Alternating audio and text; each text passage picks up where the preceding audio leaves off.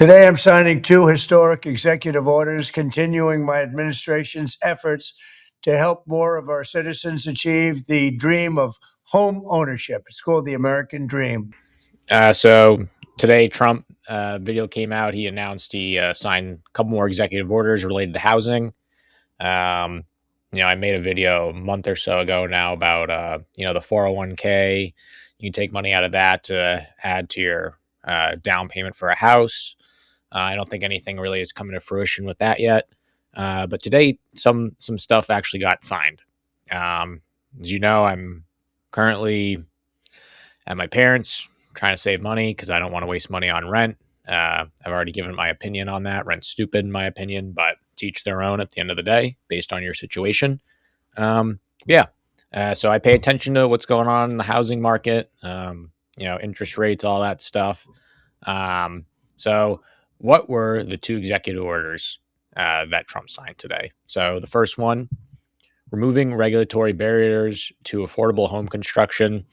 So, cutting, red tape, I guess you could say, um, to speed up building houses. I mean, that's pretty straightforward. We build houses faster, get more of them on the market, more houses for people to buy.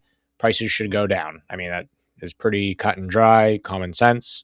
The second one, promoting access to mortgage credit. So make it easier for getting a mortgage through banks, loosen some lending regulatory requirements, mortgage approval, appraisal, lending guidelines.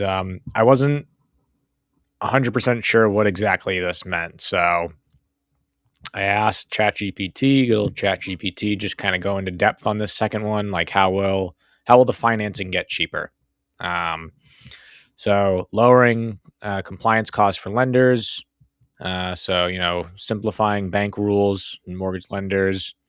So this raises thresholds so smaller banks don't have to follow as many strict rules. This matters because banks spend thousands per loan on all this, legal audits and paperwork stuff. If those costs drop, then lenders can offer lower fees or slightly lower interest rates. So that's good, because I mean, right now, and Trump mentioned the video, mortgage rates are at like an all-time low right now in the past 5 years. It's not actually true. I think they dipped below 6% for like a few weeks maybe. But I mean, back 5 years ago, I think interest rates were in the low 3%. But I mean, just a fabrication of the numbers. Let's keep going. More competition. So, right now, big banks are kind of dominating the space, big mortgage brokers or lenders. So we get more banks and lenders on the market. So then they can start kind of, competing with each other to offer, more incentives to go through them to get a loan, whether that's lower rates, lower fees, things like that. So that's a bonus. So easier approval standards. So more flexible income verification, things like that. I don't really care about that, and at least from my perspective, appraisal requirement reduction. So I mean, like small. I think these are to cut small corners, and chisel just some money off the top end, or up front. Digital mortgages, fewer in-step processes. Again, like something kind of more smaller relating to the process. Less paperwork. So overall, it doesn't guarantee lower interest rates, but you kind of get what that the second order that he signed today kind of means now. The first one was pretty cut and dry, as I mentioned.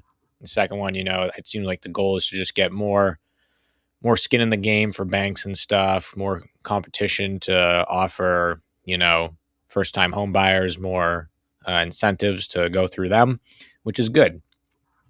I think at the same time, though, you get more red tape getting cut and more banks getting in the game, and you could go back to like that housing 07, 08 crisis where, a bunch of people are just getting checked off, checking the boxes, and they're getting loans that they can't afford and stuff like that. That could, I guess, happen, and then who knows, another crash could happen. And you see it all over YouTube every day. You type in housing on YouTube, and it's just someone's talking about a crash coming, someone's talking about higher all-time highs and stuff. And at the end of the day, I mentioned this like last month when I saw the 401k thing. It's like, when are we going to see these things come into action?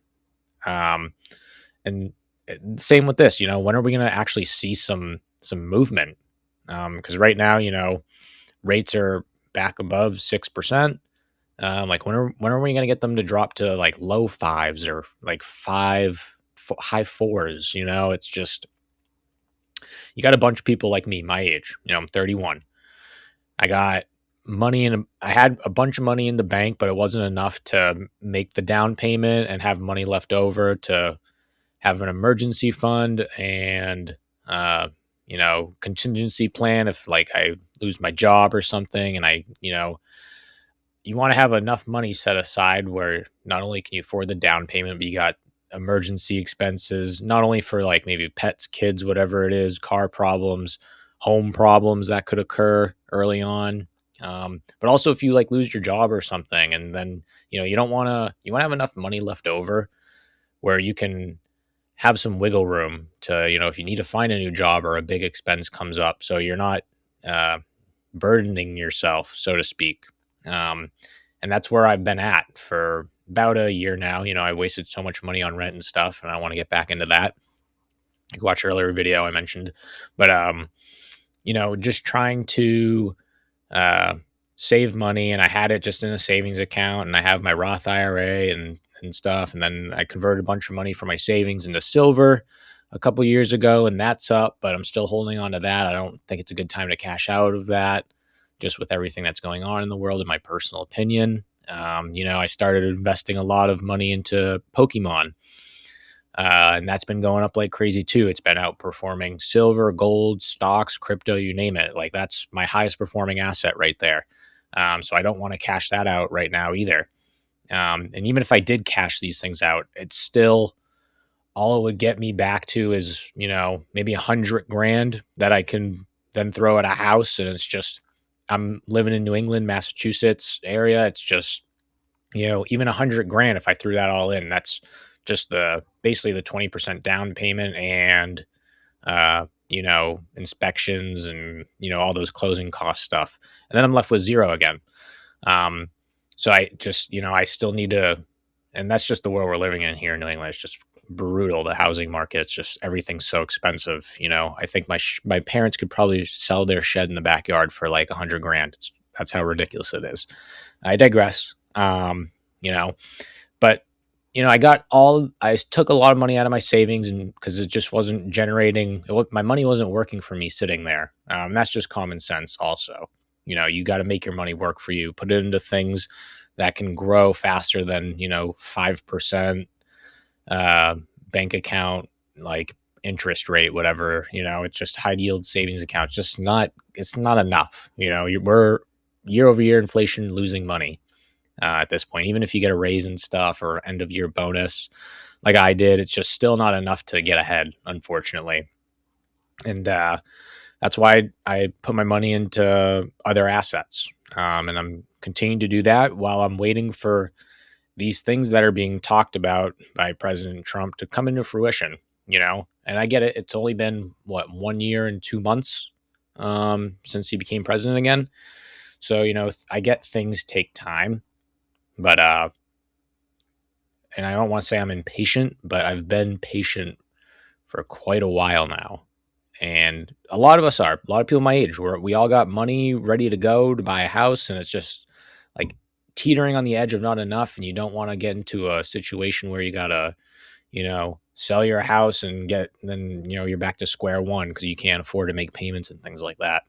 Like, I got friends that are making, $3,000 plus payments for mortgages, and it's not enough. You know what I mean? It's too much. And, a lot of them are just barely getting by, and no one wants to have to ask like family or parents or anyone for money. That's just not how it should be to begin with.